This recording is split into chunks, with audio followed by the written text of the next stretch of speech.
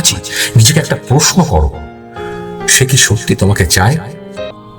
তুমি তো তাকে ভালোবাসো, সে কি সত্যি তোমায় ভালোবাসে, নাকি তুমি একা থাকতে ভয় পাচ্ছ, নাকি তুমি একা থাকতে ভয় পাচ্ছ বলেই এই বিষাক্ত সম্পর্কটাকে, এই রিলেশনটাকে তুমি টেনে টেনে টেনে হিচড়ে নিয়ে যাচ্ছ শুধু একটা কথা ভেবে, ও হয়তো ভালো হয়ে যাবে।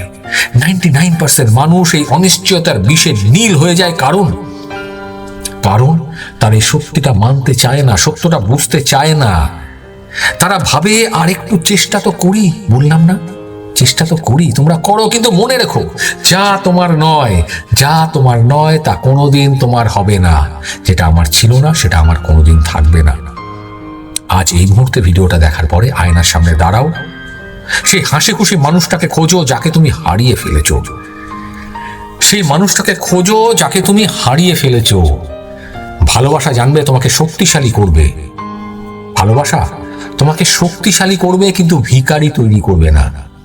যে তোমাকে অবহেলা করে তাকে ছেড়ে দেওয়াটা অহংকার নয়, ওটা নিজের আত্মসম্মানকে আরো বাড়িয়ে তোলা।